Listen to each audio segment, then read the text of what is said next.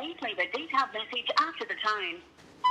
Hey Kai, just calling just to say I love you, and I'd love to talk to you, and man, if you can find it in you just to give me a call and we just have a chat, I would really appreciate that, and I really hope you're doing all right, man. Thinking of you every day. I love you.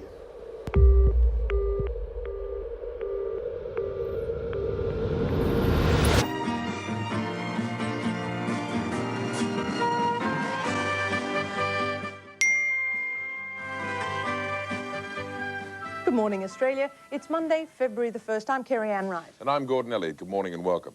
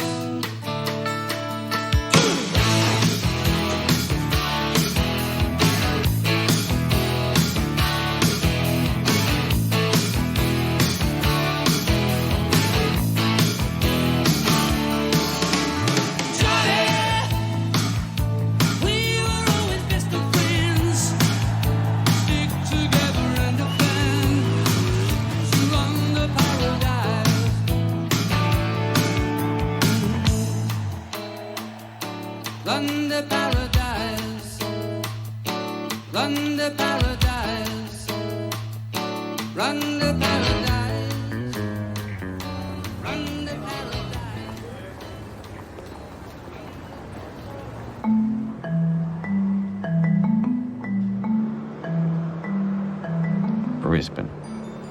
Bum end of Nothingville. Bum end of Nothingville.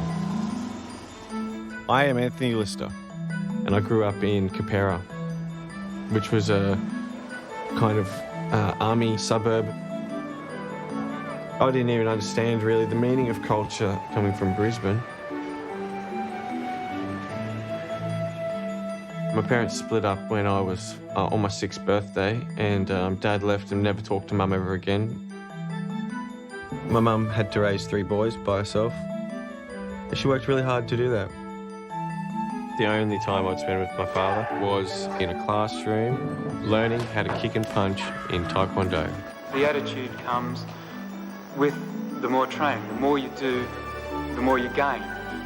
He was a martial arts fanatic. And you do it just for fun. No, it's more than fun for me. It's very much a part of my life. It took up all of his time. He was consumed in his interest. I never had a real male role model from early on. I was raised pretty much, you know, after school on TV and 2-minute noodles. But I really liked Mr. Squiggle as a kid. Hurry up! That's what I am hurrying. Well, now, this is a very tricky one. Nothing's impossible, Miss Jane. To see magic happen in front of me It's a koala. was exciting. That's good, Mr. Squeal. Yep. My dad's mum was a painter. She talked to me about her paintings, and I'd smell the oils. She would always encourage me to draw everything I saw. I was fascinated in Spider-Man. I remember I would draw my version of the characters.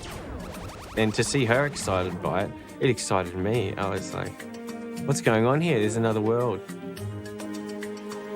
But it wasn't until I was about 13 that I started catching the train into the city, and I'd see amazing artwork all along the lines. And I couldn't read it, and I didn't know who did it. I didn't know how they did it, but it was beautiful. I loved it.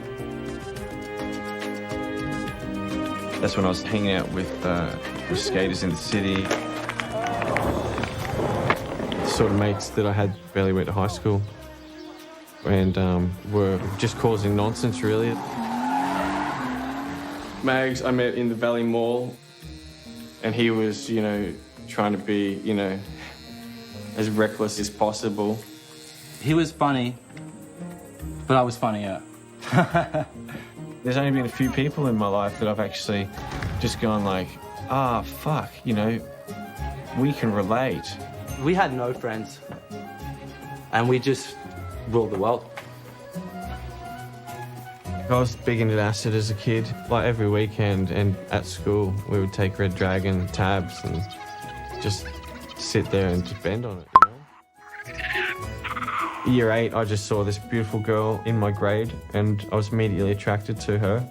I think I noticed Anthony before he noticed me because I was like a really shy young girl. We just liked hanging out together and drawing. In year 12, we went to our high school formal and I was completely bent on acid. Completely bent on acid, and I'm just smiling with these fake glasses on. But she went to Paris after high school and I started my uni and shit. And that was that. And then Datura happened when me and some friends went to the Botanic Gardens and found it. You know, it's a native plant. And we picked this shit, man, and fuck, like, nobody else really lost it except for me. I almost died, I'm sure. People have gone blind on it. I didn't hear that before I took it. We just thought, oh yeah, cool, free acid. I was found on the roof of the shops near that I worked in my underpants picking leaves out of the gutter. And I have a vague memory of all of the neighbours out on their lawns just wondering what the hell I was doing. A couple of weeks after it, after the kind of toxins wore off, I just knew that I wanted to be a painter. From that point on, that's what I put my soul energy into.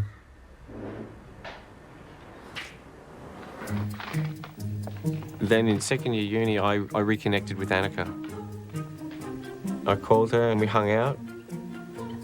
That was very special, you know, we fell in love. My heart was wide open and I adored him. We'd spend long periods of time together and then she'd have to go to work and I'd have to go to university and things like this. There was one day that she said, look, I need to talk to you. I have something to tell you. And I said, what's that? She said, I'm pregnant. I was terrified. Anthony was feeling pretty confident. And I said, that's fantastic. And we had this baby and his name was Kai. It was great. I was so happy. We didn't have any money and no one was supporting us. I needed to get my hustle on and get smart real quick.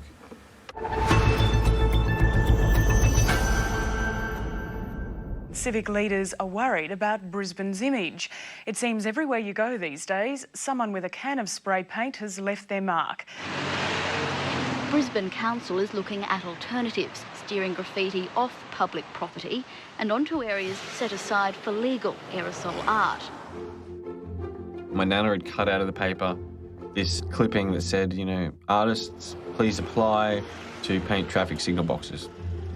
So I wrote a business plan for $10,000 contract and then I got it, which was like everything to me. I was just like, fucking A, I'm a businessman and shit. I went and started painting these boxes, knowing nothing about, you know, outdoor paints and just going at it.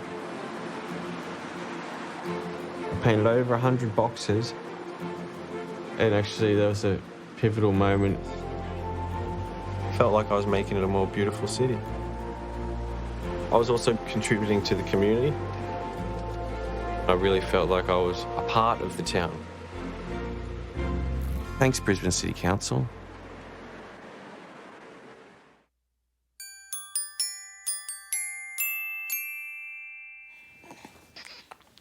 And it was a really sweet time in life. Everything was simple. We had no idea what we were doing. Those early years, it was such a beautiful period. It was really fucking wonderful.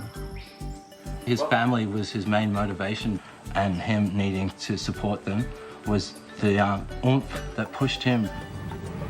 I knew that there was nothing going to go on in my town if I just sat there and waited for it. So I was doing interviews with international artists so that I could meet them. Max Gimblett was one that stood out. I developed a a relationship with him, enough for him to say, you know, if you're ever in New York, you should look me up. I mean, I had a massive heart-on for New York. You know, we had this 6-month-old baby and, you know, it was all fresh as hell days. And we had $4,000, we had a terribly shit car. We had a conversation. I said, you know, with this $4,000, we could either buy a new car or I could chase this lead to go to New York. And she said, chase that lead. I loved him and I believed in his visions and I could see where he was coming from. It just seemed natural for him to go because Kai was young. Yeah, I encouraged that. So I went to New York on my own and it was just a culture shock. It was an absolute culture shock. He lived above a homeless shelter as well on the Bowery. So it was fucking ruckus, you know? I'd go and see him every day and work and then leave and go back to my hostel in Brooklyn. I was so homesick. I remember finding one of Annika's hairs in my jacket and just like putting it in my mouth and going to sleep with it. I just missed her so much. Missing people, can be the most painful thing. I knew I needed to get back to my family. Not long after I arrived home, we found out we were pregnant again. I said, oh, awesome. You know, we had a little girl, I named her Lola Lister. We were living at my mum's place by then because we had stopped living in West End and it was perfect. Lola, hello baby, yes, hello baby. So it's all happening. I see you. Say, I see you. Okay.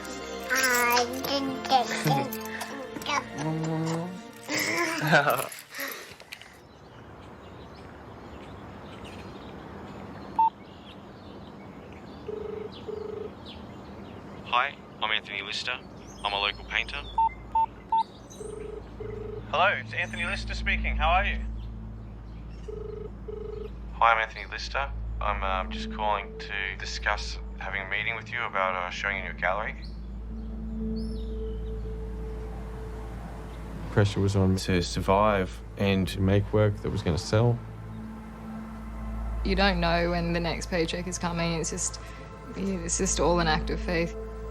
We were both prepared to do what we had to do to keep the family going. So here we are. Don't know how we got here. It was estimated to be like 4 hours. Turns out we meet someone on the plane who knows exactly where we're going. It rings. Hello? What do you think about this, Lola? I gave him the freedom to kind of go out and be the artist. I could see that it was worth it. Trying to make a show, and get a solo show. It was out of the norm of what other artists my age were doing. I just felt like it was natural for me to make these steps. It's Friday, we're in Bridge, Vegas. We're going to have a show tonight. Go set it up. You'll see it. You'll see all the hard work. I need a lot of energy drinks and a lot of punk music. That'll keep me going. First solo show was in 2001 and I was 21 and it was in Brisbane on Ann Street at Fox Galleries. All right, I forgot that I had a camera, so I did all the hard work without you. I guess you'll just see the night and what it'll be about. Yeah, it took a lot of hard work for me to get that first show. I really had to kind of, convince the art dealer that I could do it. And my grandmother came to it, and she's there in the crowd, and that's the grandmother that taught me to paint. Yeah, it's cool. My wife Annика, my 2 kids that put up with me and give me the time I need, and they give me all my inspiration in the world. So really, it's for Annika and me tonight. Yeah, it really was, screaming out, "Hey, I'm here," to Brisbane. So that's when things started to, flow more as far as the artwork and income from the artwork. Somehow I'd made about 30 grand from paintings. And I sat down with Annika's dad and I said, look, I've got like 30 grand. This is more money than I ever knew I had in my life. Like, what the fuck? Like, what should I do with it? And he said, buy a house. So I just took his advice. I know we bought the house for the studio. I was just like, look at this fucking shed, killer. I need this setup, you know, it's a house here, this giant shed there. And that's where I painted. I had a very optimistic view on life and what I was going to accomplish. And I thought I was going to take over the world with my art, really. And it was totally crap. My art was totally shit. You know, I just felt like I could accomplish shit based on the fact that I was the only one of my family on both sides to ever even finish high school, let alone go to university.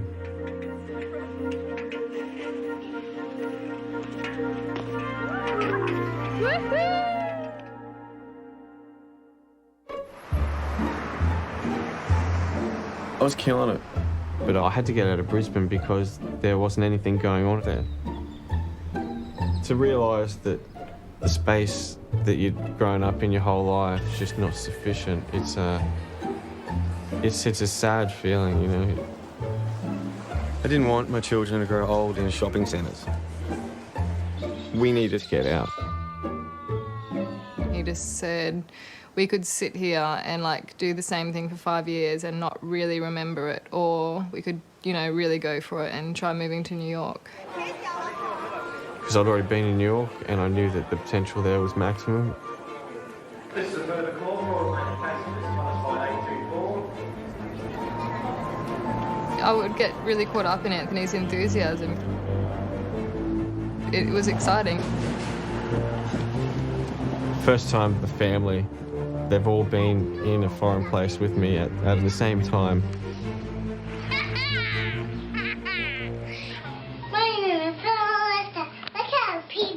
Hi, I'm Anthony the Star. Look out, people. I'm going to the city.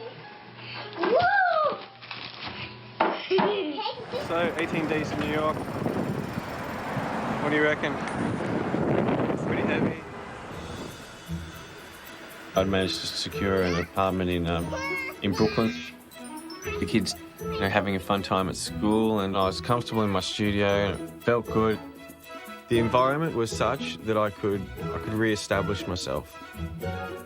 I was lucky enough to be blessed with the timing to get involved with an exhibition that was happening, and I got a major spot on the outside of the building and on the inside of the building, and it so happened to be printed on the front cover of the New York Times art section.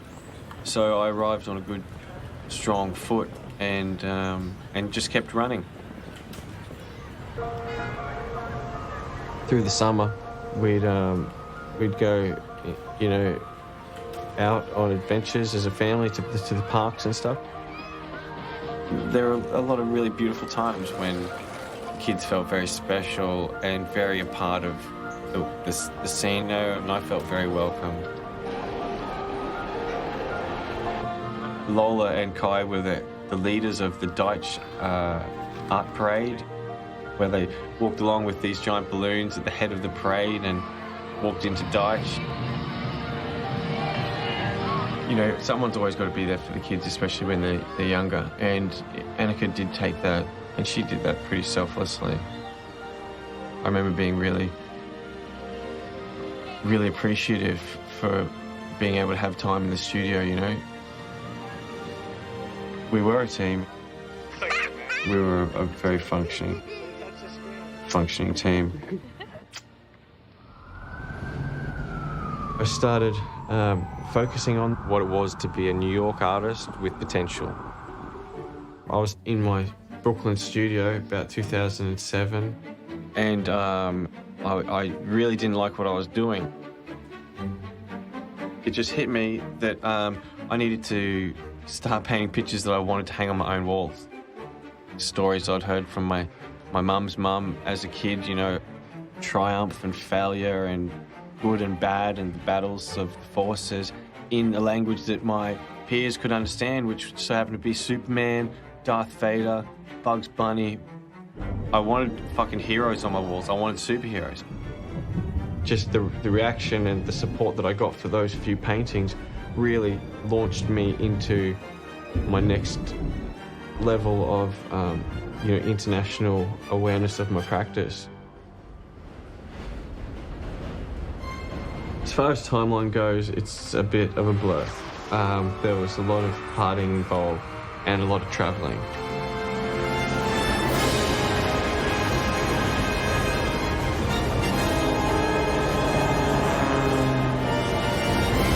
I just want a drink, man.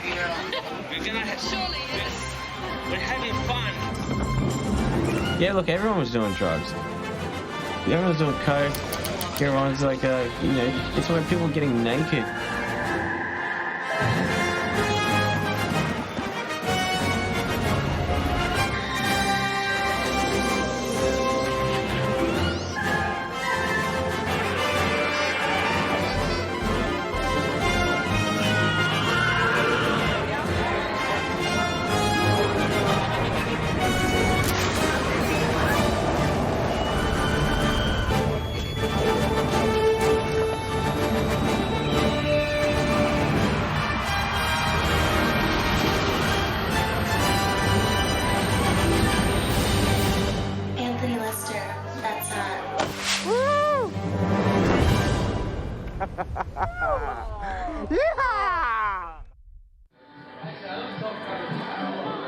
I would join in where I could.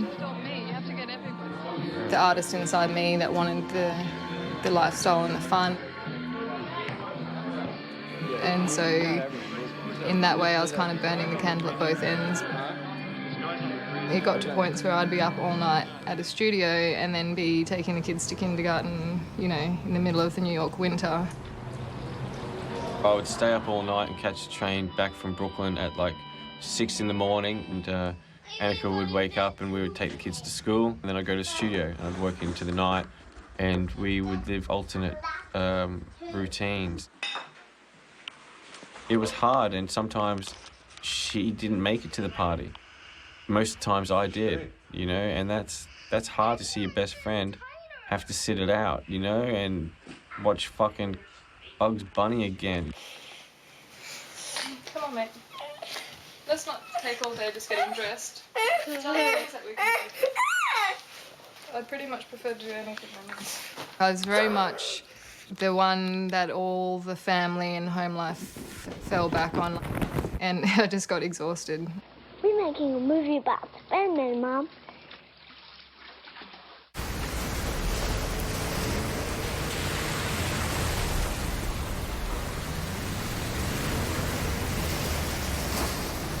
I wanted to make it work, but being mum and being partner to this insatiable artist and living in a large city without, solid support there. This is where the water is coming in. That was hard. Hi. Oi.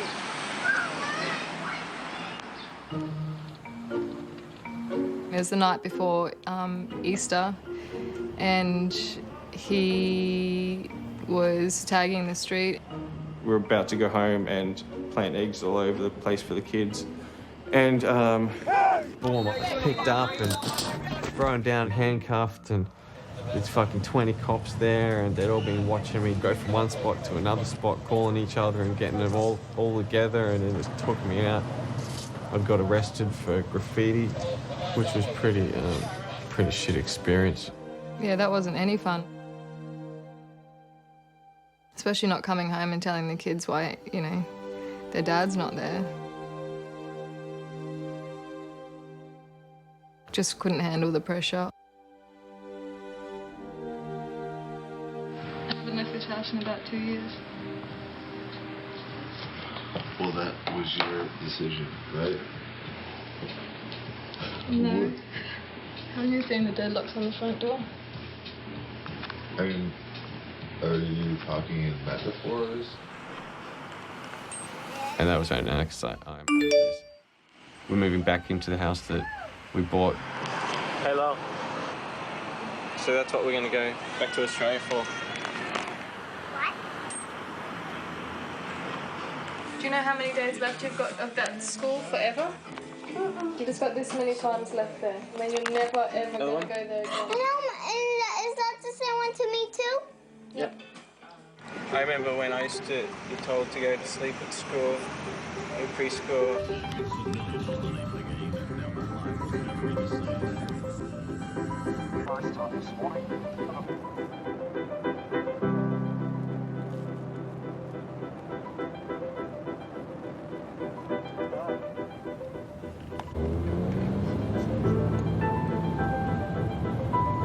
We're back from New York and we were in the house. We came back to Australia where I had a real support network, and it was just not such a hectic lifestyle. Naturally, she was so happy to be back in Brisbane. Annika came from, you know, what we'd call a solid family, and I came from a typical broken family. There was heaps of pressure and I felt extremely insecure. It's simple things like you have to make conversation at dinner tables when you've never even sat at a dinner table.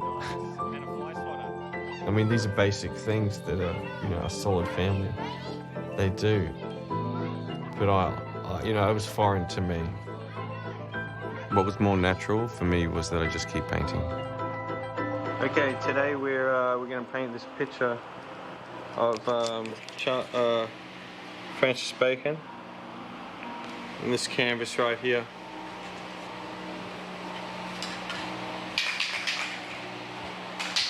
I'm Anthony Lister, and I'm going to paint Francis Bacon. While I was in New York, I discovered that I'd been training myself to be painting on the street. The whole time I'd been painting, but never applying it because I considered it my studio practice. But I realised, oh, I know how to do this and I'm good at actually doing this. So I just started painting, you know, faces and pictures of weird characters out of spray paint. And once I found a style, then I was up and running. And I was, you know, rewarded for it. Like, people actually found it pretty good. So I had a meeting with David Hinchliffe, who was the guy who instigated the Box project. A lot of tourist agents from around the world in Brisbane, they were asked to fill out a form saying some of the things that they thought were great about our city, and among the top 3 were the traffic signal boxes. And he said, hey, I got this wall. And I said, that's great, let's do this. I thought, right, gonna leave this town a gift. That was a beautiful thing for me. It's kind of the place that I want to be at, is sharing creativity and it having its place in society. There was an underlying sense of pride for me to be able to do that. A mural on vacant land in the heart of Fortitude Valley. Art or graffiti? A good graffiti is artistic. Brisbane Council's graffiti reduction unit didn't think so. They painted over it less than 48 hours after artist Anthony Lister finished the mural. It took Anthony Lister 3 days to paint the wall, and he's furious. It was heartbreaking. It was just, it was soul crushing, because it was one of the biggest paintings I'd painted to that time, and I thought I was going through all the right channels, and I really got a big slap in the face. And the next thing I know, the Liberal Lord Mayor, he's gone around me and had whitewashed the whole thing. I wanted to see creativity flourish and be accepted, but it was just an indication of the backward nature of some politicians in Brisbane City Council. There is regrettably a view amongst some people that this is actually art. It's an obscenity. It's something that people want cleaned up. We have a policy that's going to do it. You know, the definitions of what is art and what is graffiti and what is beautiful, it came very blurry in my eyes through the support of the Brisbane City Council. They're now trying to condemn me for doing exactly what they gave me the power to do in the first place.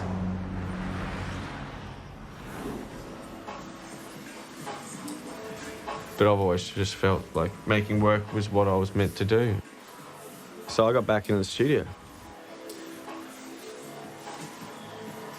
that energy to just want to get into it is present every time I make work. There would be some days where I wouldn't see, like he would be at home, but I wouldn't see him for days unless I went into the studio to see him. And sometimes try and lure him out, you know, like, come back to us. He gets energized being out with other people, feeding off the energy of the crowd. Oh, bro, that's fucking mad. I set it up exactly how I wanted it. You know, I had a big studio and I had a few friends that would come over. I did a lot of really breakthrough paintings in that studio. And with a decent body of work, I was able to, secure shows in every city in Australia. All right, so we're going to put a show on with Magnus, dressed up at the Powerhouse. It's going to be awesome. What do you reckon, Mags? I've got clean underwear on. We didn't do it with any rules, and I thought that was the first rule. The remix. When I get down, when I get around, when I look around to the sounds of raise up the bar to the toast of ghost. I don't realize that I'm a clown to the frown most. Oh no, please stop me from being me, cause me is a dream that I just don't scheme. I am the self-realizational manifest of the equation that requests a data entry, yes. Data entry, yes. Get your hands off my data entry. This art is the hard thing. Putting a square and a circle together is hard. And he can just go BAM! So, you know, that's God's gift. If there's a God.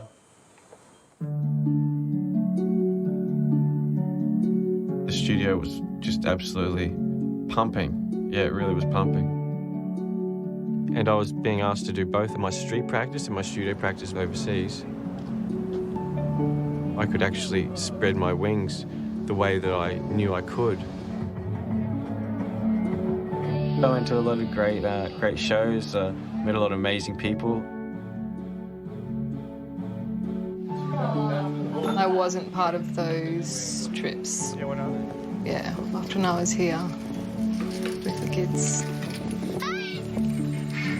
I'd be doing shows in a month here, 3 weeks there, 10 days here. I was being sent to Miami to do jobs. Flown to San Francisco to do a show. Can you look in the camera? I wanted to kind of tell a story, actually, about, like, a SpongeBob story that he knows.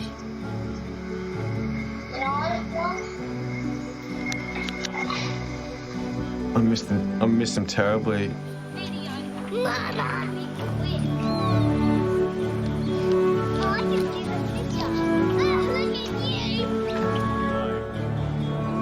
You know, the shows are getting bigger. I took a show to London.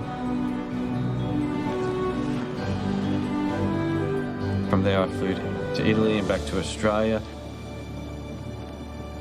It's probably very disenchanting for him to come home and have to face the fact that he was a normal person just like everybody else. Okay, it's on. Okay, come up close. It's not a movie. Is it a movie? Yes. Good girl. And then walk away real far and show the whole thing. He'd have all these experiences and he'd have all these things that he'd want to show us, and it was amazing, and photos. It was interesting, but also kind of sometimes a bit like, whoa, because, you know, I'm living quite a different lifestyle.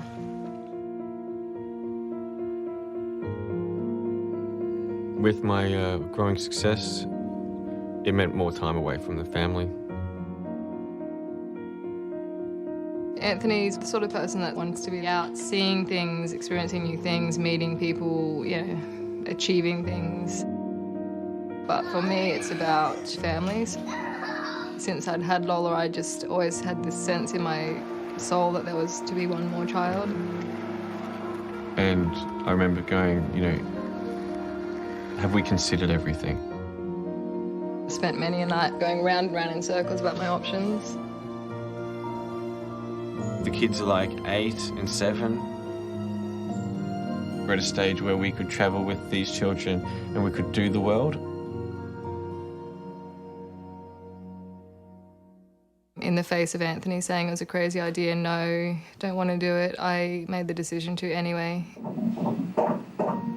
That was a very lonely and really solitary decision.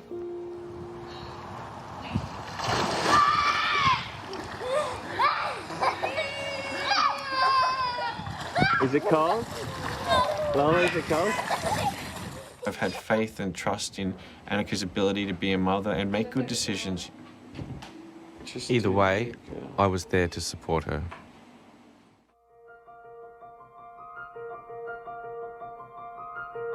We brought that wonderful being into the world. Polly just felt like she was meant to be here for me. Polly's the most amazing thing. Like, she's really something I treasure so deeply. I really wanted to keep the family together. That's what I wanted, you know. I'm just so thankful for them. Whose person is this from? Lola. Whoa, what is it? Bubblegum. And Like- this whole even more bubblegum. Oh my gosh. Wow. Should I do that? Thank you. That's amazing. Lola, look at the camera.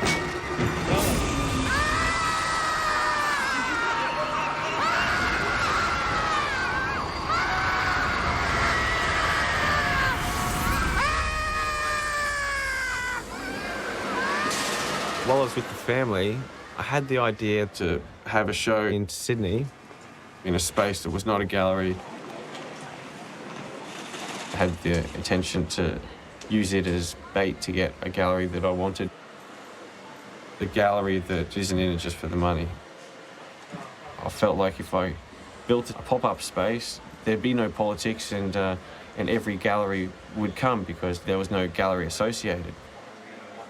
This project was about just bringing it back to showing, you know, art and selling nothing. Well, that was a statement.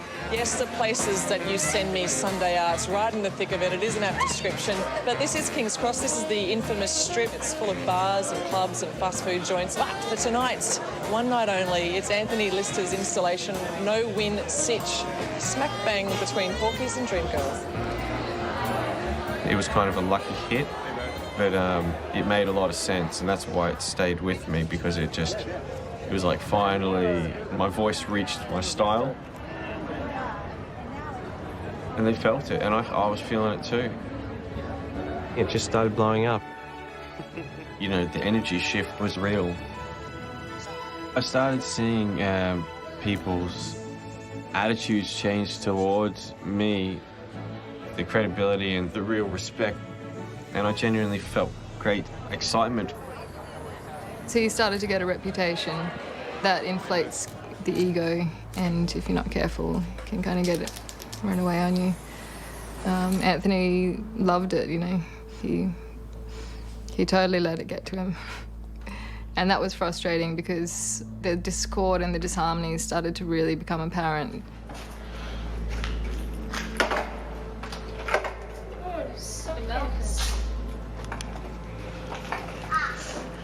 Stop it! Can make me. Oh, yeah? Sometimes I've been so lost in my process and my target, my goal, that I'm blind to the needs of others. Anthony's always prioritised his work. You know, it tested us, it tested Annika in so many ways. It gets to a point where you realise that enough is enough. The pressures of, you know, paying a mortgage, feeding a family. No! Okay, fine, that's Lola's turn. The pressures of keeping kids happy and tying shoelaces and getting them to school on time and dealing with real parenthood. It definitely strained the relationship. So we decided that we'd take a camper van kind of around the coast of Australia, just not really planned, to see where it takes us.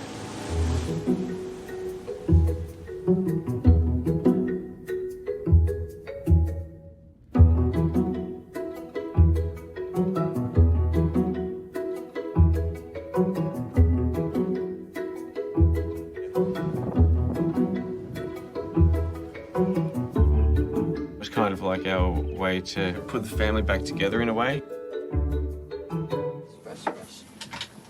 Anthony's more of a airplane hotel type guy, but I love camping and I love road trips. I was never really trained to camp, and I'm not much of a camping type motherfucker. All right, I'm ready. Yeah, girl. Whoop, whoop. But we had fun. Hey guys, have you seen Holly? No. Where is Holly? Holly? Holly? One, two, three, 4, 5, 6, 4, 7, 8. Expected to be back in 3 weeks. That trip took a bit of a detour.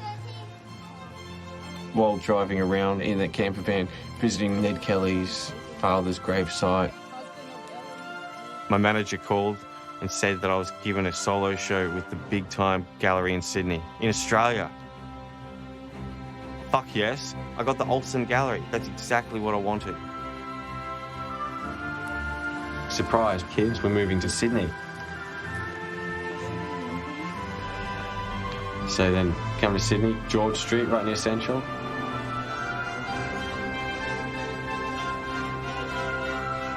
Got some mattresses, painted upstairs, set it up a bit with some team. And next thing you knew, we were living in a squat, baby.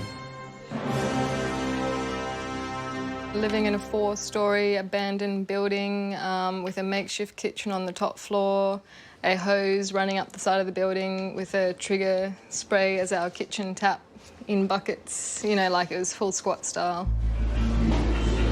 Woo! Yeah, let's go, Holly. Now sit down. Sit down. Now let's Holly this. Now let's take your people. Wow. I started, you know, feeling like I was doing it in Sydney because I was getting prepared for my Tim Olsen show. Boom, it's going to be for real. The space, yeah, it was perfect for it. I was just making the work about it. But it was hard on Annika. You know, I felt like it was almost my obligation to stretch myself as far as I could, you know, for this person that I loved. No problem. Oh, you shouldn't have. You should have drawn your artwork there. It's your show, man. Jesus. That was true mayhem. That was one of the more, I'd have to say, the most chaotic point in my life. It was not a very healthy kind of family environment. I kind of went into survival mode at that point. I realized that it was no longer possible to be in a relationship with Anthony. I could see, you know, her kind of getting over me. My magic had worn out. It just got too dangerous and it just got too difficult and painful. I found a place on Gumtree to move to and just said to Anthony that he couldn't come.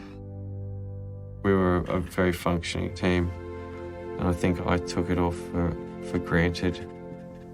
One time too many. Come on, we're going this way.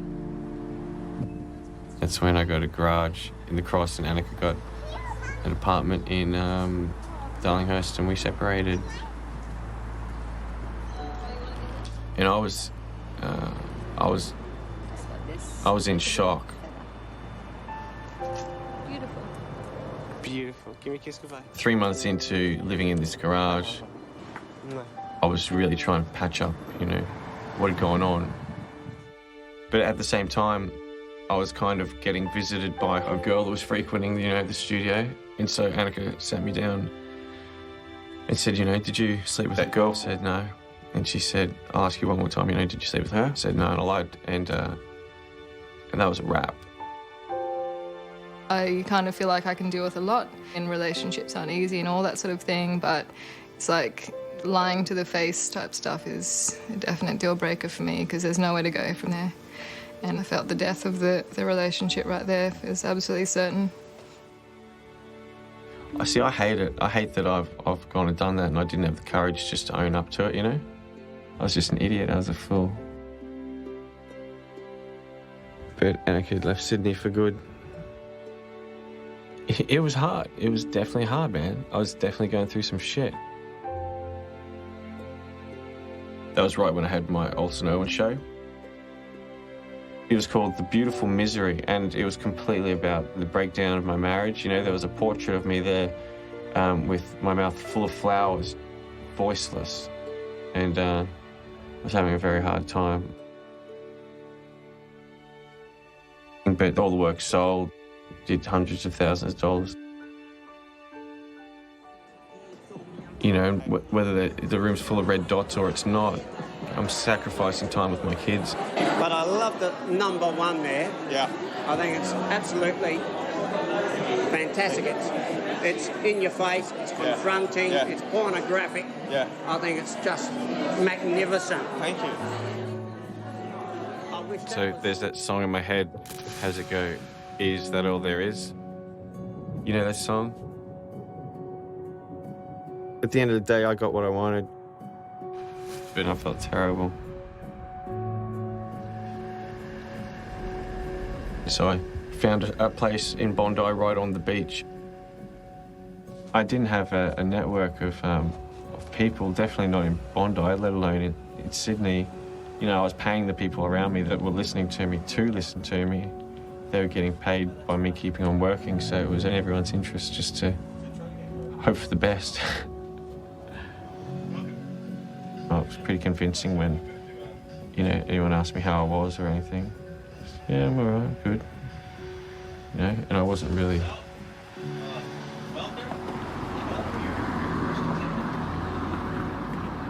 A month goes by and I'm like, I'm sending messages, I'm sending flowers, and nothing. So I have to just go up there and I have to see her, you know. I have to try. And Annika's there, and I'm like, Annika, I'm sorry, here's some flowers. Annika was not having bar of it. I was trying to work out how to win her back. You know, flowers weren't going to work this time. I'm like, what the fuck? And then I returned to Sydney, and I was making some pretty shit work at the time. I didn't deal with it. I trained this family to how to live without me, you know. But I never trained myself how to live without them. I had no anchor. I mean, I was just self-destructive. Like I did not give a shit.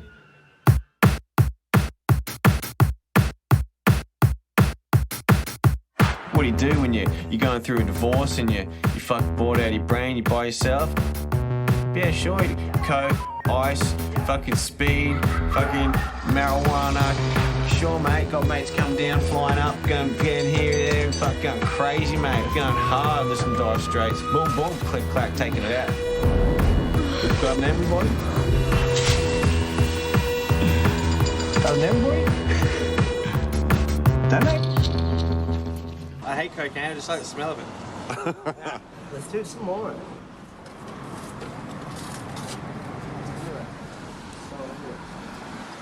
I immerse myself in my work. It's that safe treading water place where it's like, do what I know, stay calm. And that's when that Vogue shoot happened and stuff.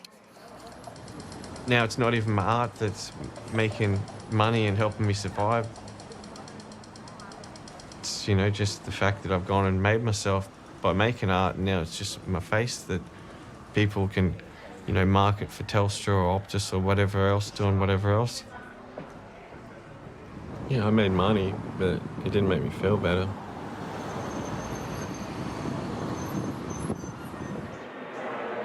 I was depressed. You know, I was trying to mend the situation, but it wasn't mending. I mean, I still wanted her to love me, and it was abstract to her. She was just like, I'm taking this motherfucker down.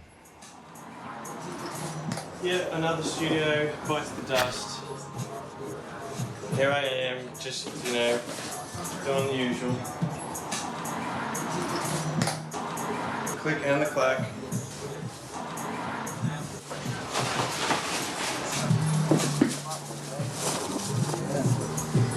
Fuck. Fucking women.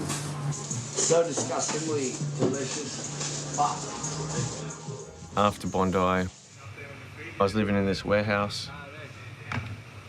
It was a no-brainer that she was getting the house and the child support. But I just wanted to see my kids and keep my collection. And it goes from bad to worse. Anthony, why are you not just going, okay, this has got to be done? We own stuff together. I have to raise 3 children for the next 10 fucking years while you have a lucrative career. I was there every step of the way and I raised our children so you could have that time and space to create that career. You have to look at it like that for 1 second instead of sitting here thinking, oh well, she's trying to rip me off. You are a famous fucking artist. You're never going to have to watch sport again. I'm a single mum now, okay? Do you understand that? I just wanted her to be happy, or at least lenient on me, and I thought that by giving her everything she would be cooler with me, but it wasn't the case. Do you want us to be friends and do you want us to maintain a friendship, or do you just want... I don't think that's even possible with you, honestly. Why? I'm not a difficult guy, Annie. Alright, anyway, look, we shared a lot of years. As long as everything's going your way, you're not a difficult guy. This is how you play. This is how you play Tinder. You can't fucking do this. I don't like being single. What is this thing? I mean, I was doing a lot of, art around the place.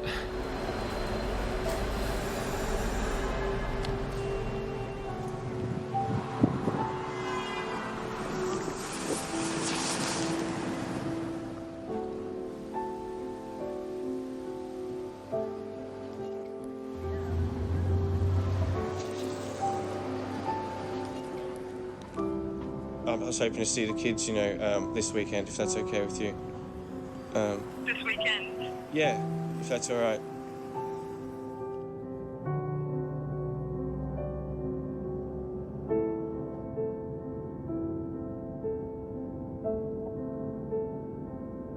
I'm sick. I went around and around and around Oh yeah, we got dizzy on the spinny bits. and around. What have we been doing? Oh, you found show? Give me a home among the gum trees, with lots of plum trees. Sheep and two and a kangaroo, closing at the back, surrender at the front. And an old rocking chair. Anthony Lister is charged with willful damage over a series of murals he painted across Brisbane. The 36-year-old is charged with willful damage after council blacked over 5 pieces he painted across Brisbane between 2009 and 2014. Prosecutors say it was not art but graffiti and that he didn't have appropriate consent. They pulled me over randomly when I was back in town a couple months later, and that's when I went to jail for the night because I lived in Sydney. They're like, no, you're a risk. You got to sleep over the night. Yeah, that was fucked. That was shithouse, huh? Because I was there to see the kids. I was there to meet these interviewers for CNN to talk about Brisbane as a city and how much I loved it because I was an international identity that was associated with the city.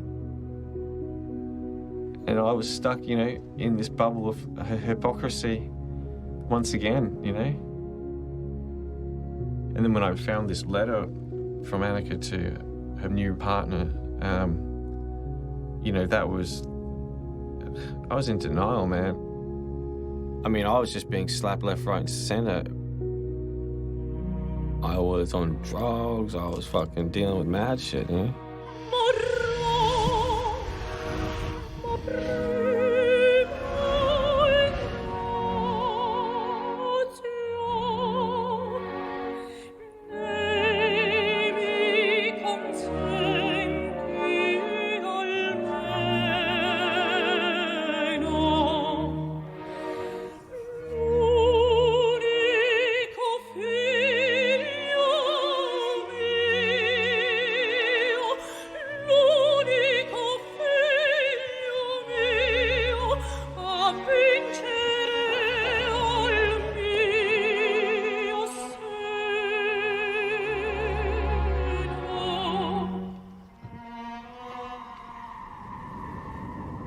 I'd gone back from overseas, you know. As soon as I hit the ground in Sydney, I call up my mate, and he just happens to have, you know, drugs there. I'm leaving his house, and these fucking cops come out of nowhere. They're just like, oh, can we just search you? It was payday for them. They were loving it. I go, honestly, do I look like a drug addict? And they go, yeah, you kind of do, actually. I realised I had to get a lawyer. Substance abuse, it seems to beset the entire artistic community at some stage, particularly those who are avant-garde and out there and the most creative. And conviction in relation to anything involving narcotics is fatal to any career internationally. Specifically to gain entry to the United States with a narcotic conviction is essentially impossible. To realise that, like, if I actually got found guilty for that situation and that I wouldn't be able to travel, and, you know, all my work is overseas. I mean, I'm staring at the face of a gun, you know. Any wrong turn in any sideways direction could, you know, have me all fucked up. I don't want to put my mind in the place of having to not be able to leave this country and do my job. It's embarrassing to realise my naivety. To have to tell, you know, Annika what had gone on, you know, give her more ammo in the gun of, fuck you, you're a shit dad, it's devastating. It fucked shit up with my kids being told about the life that I kind of had been living and keeping, you know, quiet from them. It was rock bottom, but it wasn't unfamiliar territory. It just seemed like the rock bottom was just, you know, another opening for another rock bottom. I was distracting myself with drugs and, you know, I was hiding from emotions.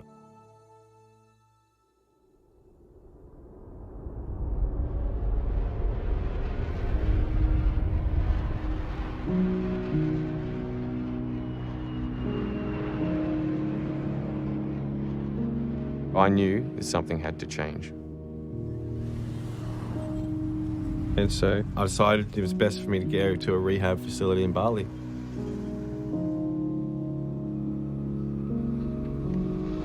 It's a bit tricky coming to grips with that whole drug thing. Everyone just takes it one day at a time. That's how you have to do it. God, I just want my kids to have a happy life where they're proud of me. You know, I'm a romantic and I believe that there's hope. After arriving home, I realised, I mean, everything was different. I needed to rebuild the relationships with my children. So I went back and forward to Brisbane as much as I could. Yeah, Lola. Yeah, you got mad air, girl. Woo! Oh, that was good. Hold on now. Yeah. Whoa. Okay, don't go too hard. Meanwhile, this possession charge, it was definitely on my mind. What could happen if this goes wrong? I'm supporting myself, Annika, and my 3 children. If I couldn't travel, then I couldn't make enough money. Everyone loses out. It's fucked. At the end of the day, that's my responsibility.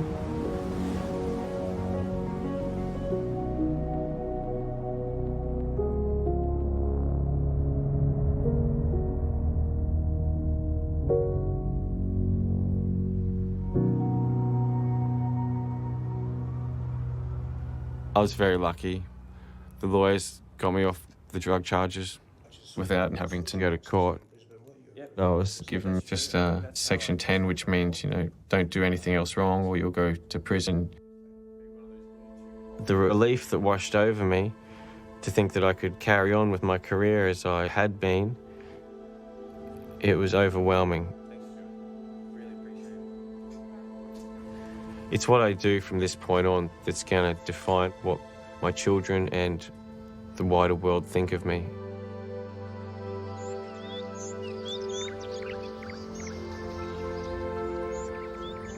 I went overseas and I'm just hell-bent on solving problems, moving forward, being positive. It's not a job, and I fucking love it. I actually fucking love it. That's a blessing that I'm making people happy with my work. In environments like Europe and America, there's a history of respecting creativity and it having its value in society. Australia, not so much. Brisbane, fuck no. But I believe the change is possible and I have to fight for it. So I ended up coming back into Brisbane. I had to go to court to fight against the Brisbane City Council and the Queensland Police. Art collectors and celebrities have paid tens of thousands of dollars for Lister pieces. But he's passionate about leaving his mark on public places so anyone can see it for free. Stuart, how are you? G'day, hi. Good to see you. Should I have a time? Should I tuck my shirt in? What should I do? He's accused of willful damage by graffiti at 5 locations dating back to 2009. For me, it's about the definition of willful damage. When my intention is to actually make something beautiful and to enhance the quality of its value, then it's not damage at all. So it comes down to semantics. It was important to me that I showed my children who I was. I believe in what I'm doing. I honestly believe in what I'm doing. In relation to the charge of graffiti, the laws were toughened very much during the Campbell-Newman period. We're going to go out and actually gather evidence, conduct surveillance, and then seek to prosecute people through the court system. You need to have some deterrent, really, and some of the penalties handed out don't really deter vandalism or graffiti, do they? The writing's been on the wall for graffiti artists since the state government's new laws were announced on Monday. Today, outside the Community Crime Prevention Summit, there was no masking their anger at the 5-year jail term. To think that kids are in jail, in prison, around hardened, vicious, violent criminals for making art, it's fucking insane. World-renowned street artist Anthony Lister may never paint in Brisbane again after he was found guilty of willful damage. He said the 4 artworks were a blessing to the city, but he'll now pay the price for his gift to the community. Former Deputy Mayor David Hinchliffe gave evidence and launched a scathing attack on council. If anyone can be accused of willful destruction, it was council in blanking out his murals. Lister was ordered to do community service as part of a graffiti removal order, and he'll pay the $440 cleaning bill. On his own undertaking, he'll donate more than $4,500 to council to promote street art in the city. I got off relatively lucky, but you know, it's a sad day for the freedom of visual expression and creativity in Brisbane. I don't know if I care for my presence to be understood as much as I just want art to be accepted. In Brisbane, I feel like an alien because I'm not fitting into a mould.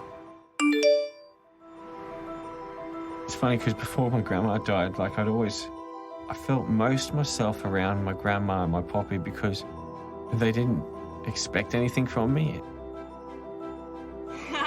I only ever felt that since then with my children. I'm genuinely super real with my kids and I've always been that way. You know, they really do know me, and I think through these last few years of me being kept away from them, they've they've been led to question that.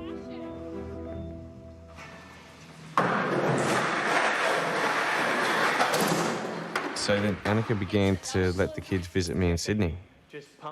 And Kai decided that he wanted to live with me. That was great. So I needed to provide a stable environment. I bought this house in Darlinghurst, and I moved from my warehouse location. Moving in meant sanding all the walls, scrubbing all the walls, painting all the walls, sanding all the floors. Putting Kai in a new school was also thrown in that. I was getting ready for a tour. I just got back from a tour. There were so many compounding kind of factors, and he was just kind of on the wayside of that. I neglected him, and it's, you know, it's totally my fault. He went home, and that was the last time I saw Kai. It was a fuck up. It was a real bad fuck up for me. Like, you can't play like that. Oh, it just was stupid, you know? It's just my dad repeating himself in me. I realised that growing up without a major, consistent male role model, in fact, plays such a huge role in how we become pieces of shit or some, you know, individuals. Here we go again. Dad, you know, I mean, I'm battling the same shit. He's always battled, I guess, when it comes down to being obsessed and wrecking everything in the meantime. I mean, I send him texts and I call him, you know, all the time. But there's no answer. Hey, Kai, I hope you get this message, mate. Just calling just to say I love you, and I'd love to talk to you. And man, if you can find it in you just to give me a call and we just have a chat, that'd mean like so much to me, and I would really appreciate that. And I really hope you're doing all right, man. Thinking of you every day. I love you.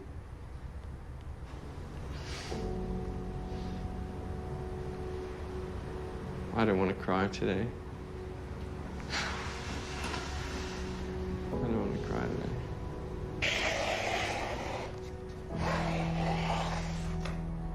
And the only thing I can do is communicate through my work. This is the still before the storm. It's going to be a return to me using my work as a mode to communicate to my loved ones, pretty much. Which is going to be a bit confronting because I've got a lot to say. They're not paintings, they're not objects, they're actually not even things, they're journeys, and they're going to be emotional journeys. I mean, how many ways can you say, hey, sorry, son. Sorry I wasn't there. How many ways can you say, hey, babe, we could have done it differently? You know, these are letters of my acceptance and my, you know, my gratitude in the face of my sorrow and, like, you know, realising some fuck-ups. To think that Annika could understand and, you know, bigger than that, forgive me for, like, the absence that I've been there and the kind of, you know, shit time that she's had raising our children on her own in the last few years. It means a lot to me to let her know and let my kids know that I actually, I wanted to be there. And it's yeah, I know it's hard. This is going to be a tricky body of work. I've tried to replace my presence with presence, and it works when kids are into Kinder Surprises, but, you know, when they work out how to put those puzzles together, it's just a chocolate, and you can't eat chocolate before dinner and then you're the bad guy again, you know?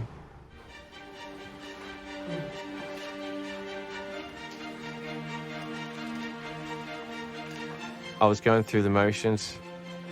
I was playing, being the artist. but reconnecting to the kids is everything to me now.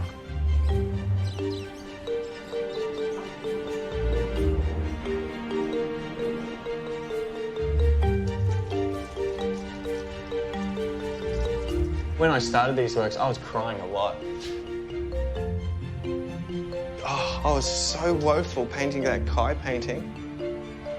It just broke my fucking heart, man, because I was really thinking about the situation that had gone on. You know, distance is hard enough, but to have distance and some sort of disagreement that, you know, stops them from talking to you, it's a heavy weight, and it never leaves your mind, you know. And this one, Snakes and Ladders, I mean, I was definitely playing a game when it came to, you know, juggling the family, juggling the tasks and, you know, traveling the world and being this, you know, art person. So that's the World Tour 2017. With Polly included, because Polly's never been included in any of the family portraits because she wasn't around. So that one's for Lola, and it's going to be I'm going to put something in there like what would have her name on it? A school bag, her school book. I've always had it in my mind that, you know, Lola's, you know, she's always going to be there. You know, she's stable. Annika, smiley face. How's my little darling Polly? She's the best ever. Well, no thanks to you, Anthony. That's long-distance parenting right there. Breaks your heart.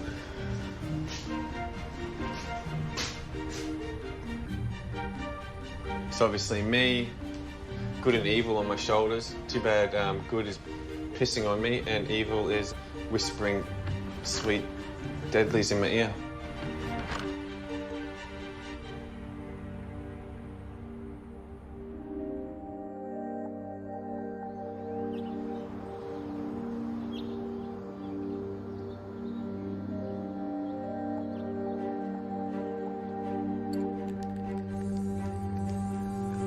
At first, I went into the natural gear of, okay, I'm putting on a show, so let's find a big gallery, get PR sorted. Who's going to sponsor it? But as I considered what this show is actually about, the natural building of a show that I'm accustomed to started to fall away. It was just about them seeing the works and having a little fun. This is a show for my family. So I took the show to their local park in Brisbane. There'll be that family portrait, and then there'll be Kai, Lola, Polly. I'll mark out where they go. So we should get on that white now, I reckon. Yeah, boy. Yeah. Team white, go.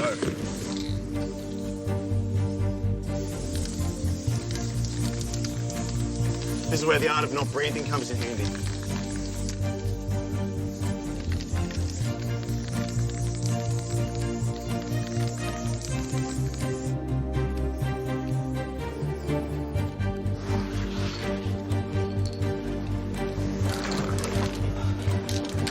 Whoa, yeah, Tommy.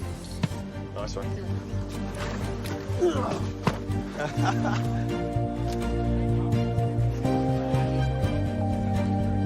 We need a bin.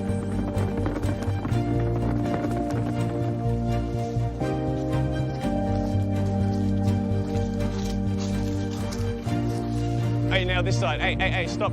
Tommy. Now this side. Yep, come on. There we go. I'd time from that. I'm not a fisherman by any stretch. You hold this, I'll do that.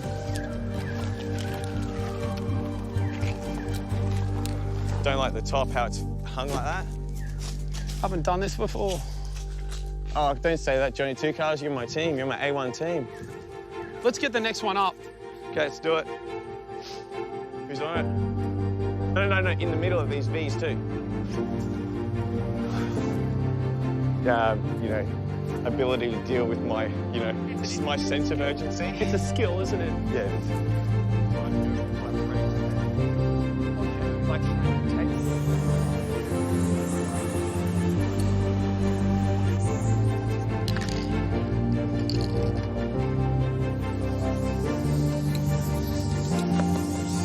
knows the procedure. Hands on the wall. Spread them. You're doing good. You're doing great. I know.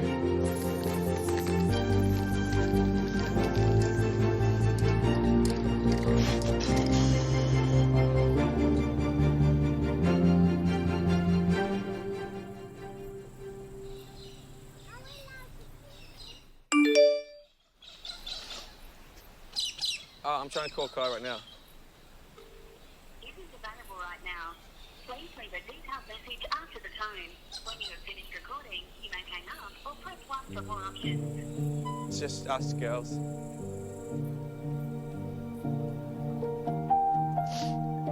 So look at this. Come here.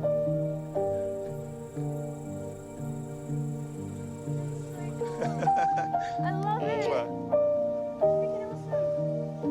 You know what that is? That's a show. In there is an art show just for you.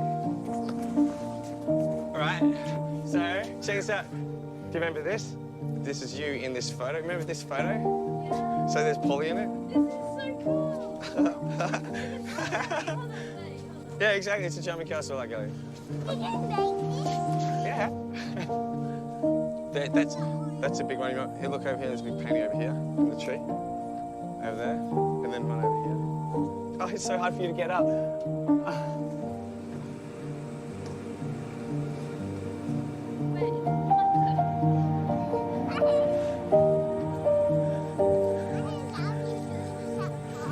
Yeah, you're allowed to do it at parks. Parks are for people.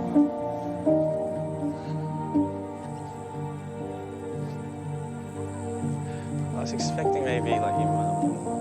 Kai. No.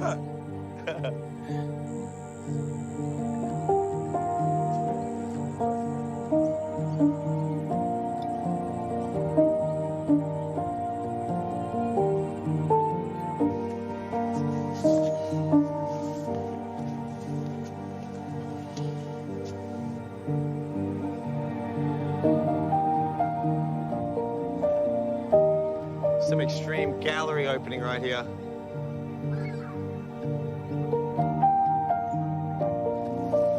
Check this one out. Oh. So Obi, the loving, is ripping apart Lola's diary. Oh my god. Did he rip apart Woody? That one's for you, baby. That's your painting. That's your painting in the show.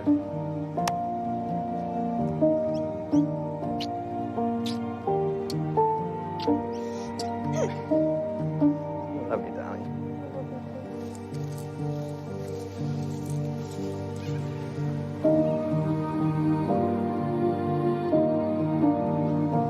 Relaxing, huh? Can I lounge with you?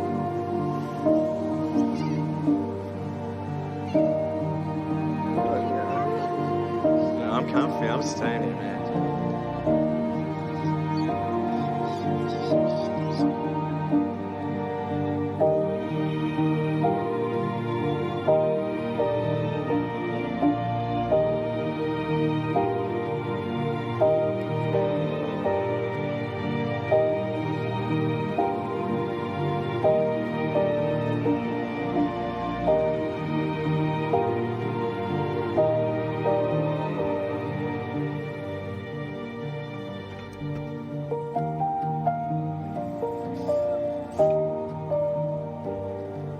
Nice. Give me 5.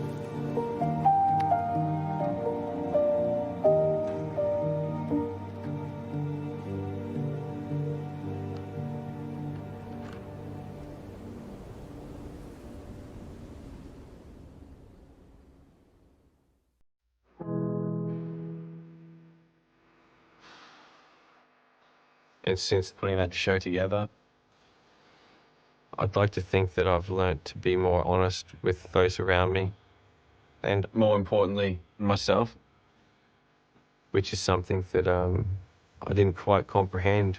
I could confess my weaknesses. I'm beginning to feel at peace.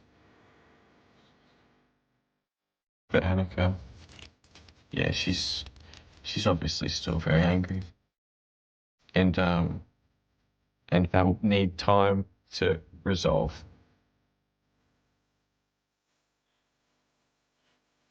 I see these kids being good kids, and I just love them to bits.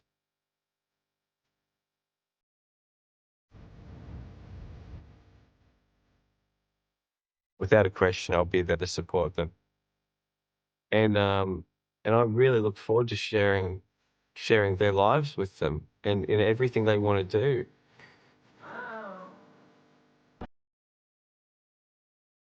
Well, it was 7 months since Kai had spoken to me, and it was wonderful to have him agreeing to come down to Sydney.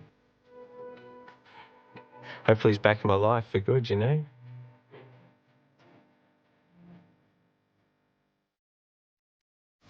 There's a lot that happens in life, but there's only handfuls of real memories.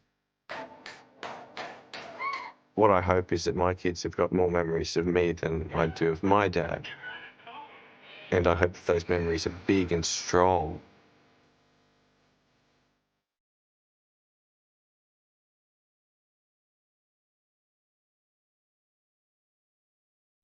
I can see the product of my change with the compassion and the love and the understanding that my children have for me. You know, that's really where it shines through. Activating change in your life, and you know, it's the way that you look at yourself, and that's a powerful thing. Yeah, it's been a long road, Eddie. Been a long, long road, mate.